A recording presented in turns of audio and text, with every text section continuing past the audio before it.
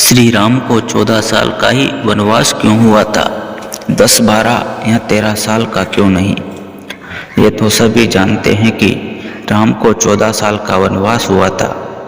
इस वनवास के बाद जब वह लौटे तो अयोध्या वासियों ने घी के दिए जलाकर उनका स्वागत किया।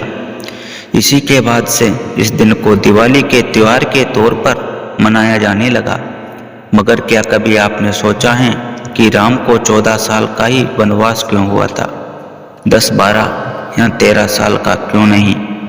कैकेयी ने क्यों मांगा था 14 साल का वनवास? वाल्मीकि की रामायण के अनुसार कैकेयी की जिद की वजह से राम को वनवास हुआ था। दासी मंथरा के बहकावे में आकर कैकेयी ने राजा दशरथ से ये वचन मांगा। उन्होंने अपने बेटे भरत के लिए राजगद्दी तथा राम को 14 वर्ष वनवास देने का वचन मांग लिया।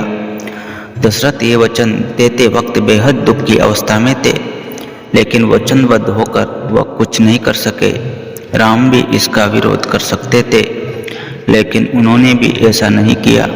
इसलिए कहा जाता है कि रघुकुल रीत सदा चली आई, प्राण जाई पर वचन न जाई।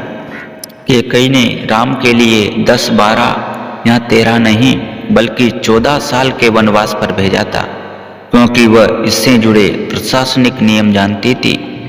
त्रेता युग में उस समय यह नियम था कि यदि कोई राजा अपनी गद्दी को 13 साल तक छोड़ देता है तो वह राजा बनने का अधिकार खो देता है।